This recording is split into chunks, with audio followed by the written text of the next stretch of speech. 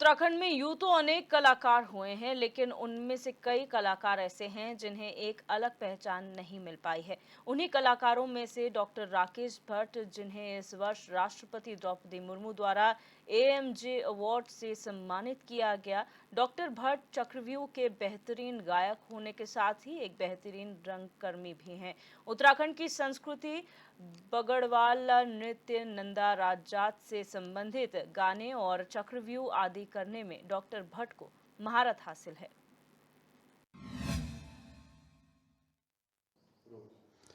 उत्तराखंड की संस्कृति अपने आप में एक विशेष महत्व रखती है और भारत के अन्य राज्यों के मुताबिक ये पहाड़ी राज्य है और जिस प्रकार की इस राज्य की भौगोलिक संरचना अन्य राज्यों से अलग है, वैसे ही यहाँ की संस्कृति भी अपने आप में एक अलग है। पूरी तरह से कण कण मीटर मीटर पर यहाँ की संस्कृति बदलती है और इस संस्कृति के लिए अनेक पुरोधा हुए जिन्होंने इस संस्कृति को आगे बढ़ाने का काम किया। तो वहीं कुछ ऐसे कलाकार भी हुए जो जब ये संस्कृति लगभग अपना अस्तित्व खो रही थी और युवा इस संस्कृति को जानने में अपनी रुचि नहीं दिखा रहे थे, उस दौर में कुछ ऐसे कलाकार हुए जिन्होंने इस संस्कृति को पुनर्जीवित किया और इसको नई प्राणवायु देकर इसमें नई जान फूकी और युवाओं तक जो है इस संस्कृति को पहुंचाया।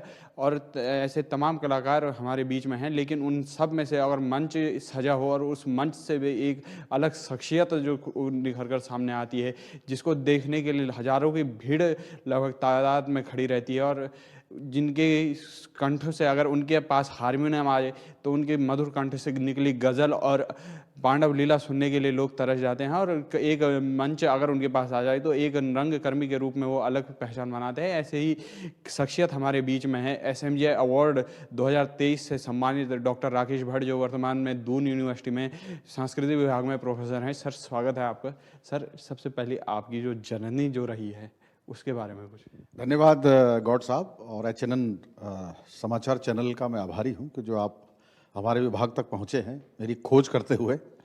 और जो कुछ भी अभी आपने कहा, जो शब्द आपने मेरी श्लाघा में कहे हैं, उसके लिए मैं आभारी हूं। यद्यपि मैं अभी उसके लिए उतना पात्र तो नहीं हूं, लेकिन चूंकि एक छोटा सा रंगकर्मी हूं, रंगकर्म मेरा अपने स्वभाव में है।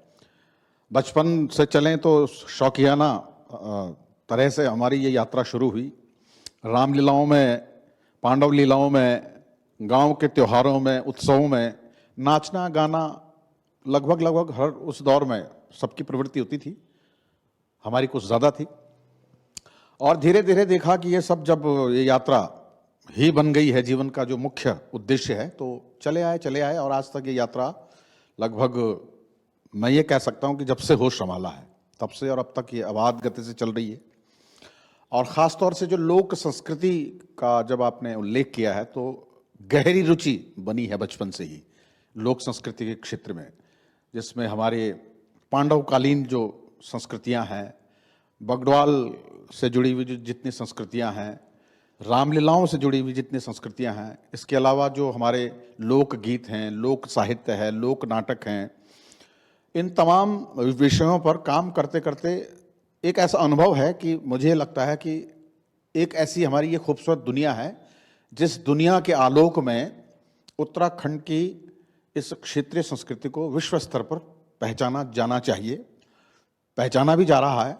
बहुत से लोगों ने इसमें काम किया है, बहुत से लोग इसमें शिद्दत से काम कर रहे हैं और हम उन्हीं अपने जो अग्रज हैं जिन्होंने हमसे पहले काम किया है, उन्हीं को फॉलो करते करते हम यहाँ तक आए हैं, उन्हीं से सीखा है, उन्हीं का अनुसरण किया है और आज अपने आप को इस बात के लिए सिद्ध करने की हम कोशिश करते हैं कि उत्तराखंड की सांस्कृतिक संपदाएं जितनी हैं वो यहाँ की औषधियों की तरह हैं।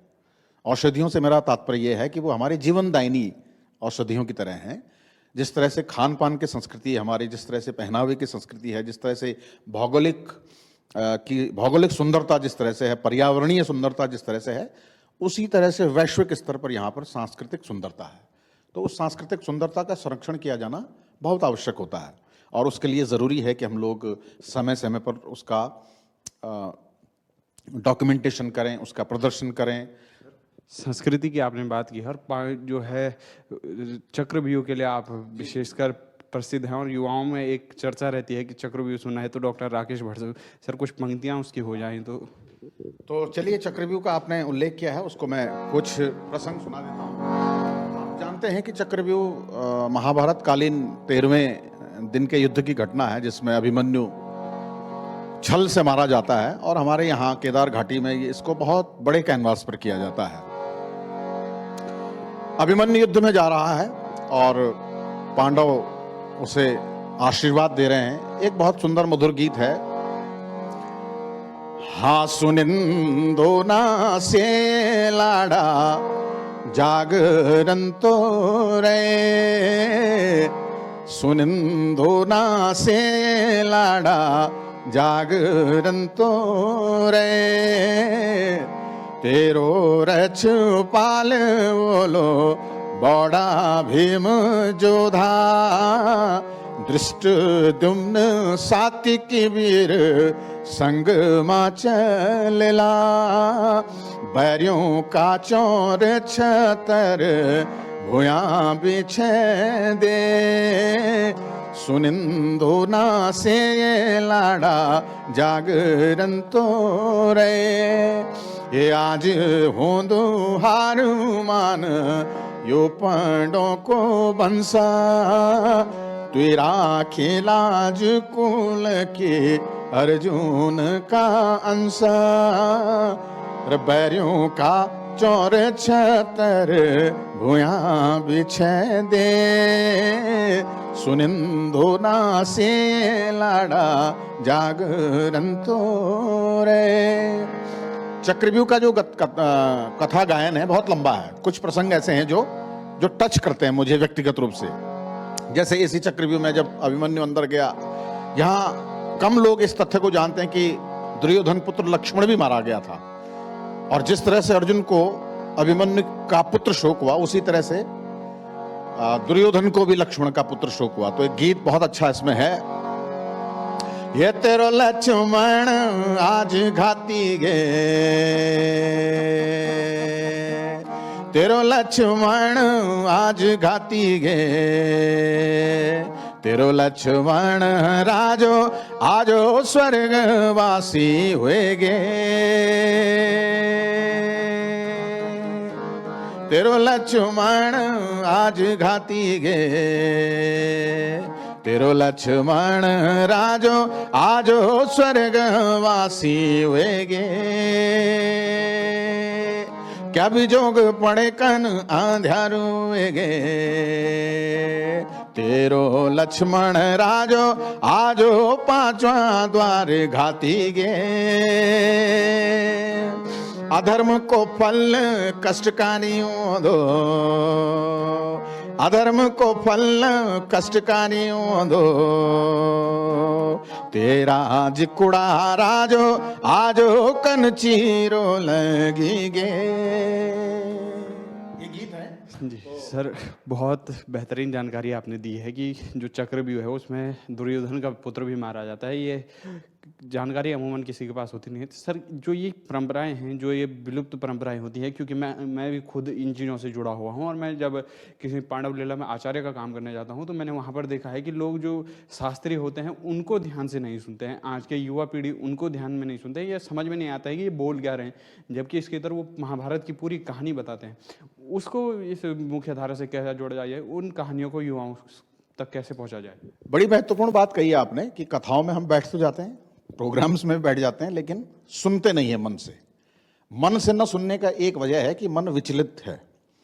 जब तक आपके अंदर विषय बोध नहीं होगा, किसी भी विषय को लेकर के, आप जिस विषय को लेकर के गए हैं उस विषय का जब तक बोध नहीं होगा, ना आप मन से सुनेंगे ना तन से सुनेंगे।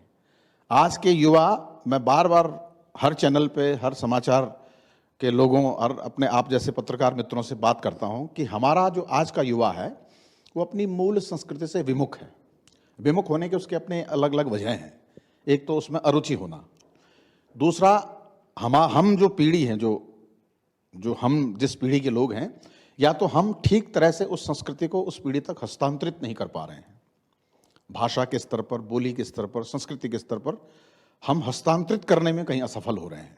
परिवारों में आप देखिए कि बच्चों के बीच में हमारी बोली भाषा को बोलने का मिजाज नहीं है। हम अपने बच्चों से किस भाषा में बात करते हैं वही भाषा हस्तांतरित होगी।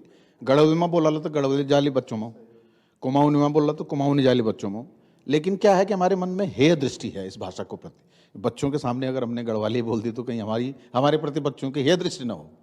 ये दुर्भावनाएं जब तक हमारे मन में होंगी तो वो बोध नहीं हो पाएगा बच्चों के अंदर। और जहाँ तक आपने कथा में सुनने की बात जो कही अभी, तो ऐसा भी नहीं है, क्योंकि किसी भी चीज़ को जब तक आप कलात्मक फ्लेवर में नहीं देते, आर्टिस्टिक अप्रोच जब तक नहीं होगी ना आपकी, कलात्मक होना चाहिए आपका प्रदर्शन। आपका मंचीय प्रदर्शन हो, चाहे कथा का प्रदर्शन हो, चाहे आपका वाचिक परंपरा हो, चाहे आंगिक परंपरा हो, चाहे वो शारीरिक परंपरा हो, उसमें इंटरेस्ट होना बहुत ज़रूरी है, रुचि होनी बहुत ज़रूरी है। और रुचि कब बनती है? जब आप मौलिक ज्ञान देंगे। जैसे मैंने अभी धुनें बताई हैं, तो हमारी मौलिक धुनें हैं। जब जब हम इनके गाते हैं, इनका प्रदर्शन करते हैं, तो हज़ारों लोग एक सूत्र में बहुत शांत मुद्रा में आ जाते हैं। वही कमी हमारे प्रदर्शनकर्ताओं में होती है। सरकार के द्वारा क्या प्रयास किए जा रहे हैं? सरकार किस स्तर पर इन चीज़ों के लिए प्रयास कर रही है? क्योंकि पलायन की मार उत्तराखंड झेल रहा है और उसमें पलायन के साथ संस्कृति का ह्रास सबसे बड़ी बात है कि हमारी संस्कृति जो है वो खत्म होती जा रही है। उसके लिए सरकार क्या प्रयास कर रही है? सरकार जितने प्रयास कर रही है वो नाकाफ़ी मानता हूँ उसे मैं, मतलब बहुत पुरजोर प्रयास नहीं है। हमने बात की उत्तराखंड की संस्कृति के पुरोधा दून यूनिवर्सिटी में संस्कृत विभाग में प्रोफेसर डॉक्टर राकेश भट्ट से, जिन्होंने बात की नंदा राजात से उत्तराखंड की संस्कृति को भी विकास की मुख्य धारा के साथ युवाओं तक कैसे पहुंचाया जाए और अपनी प्राचीन संस्कृति, चाहे वो बगड़वाल नृत्य हो, पांडव नृत्य हो, चक्रव्यूह हो, गरुड़ व्यूह हो, उनको किस प्रकार से सहेजा जाए और उनके कुछ झलकें और वो प्राचीन गीत की जो झलकें थी वो भी हमने देखी। ऐसी तमाम खबरों के लिए अपने सहयोगी अनमेश सजवाण के साथ मैं हिमांशु गौड़, HNN 24/7 देहरादून।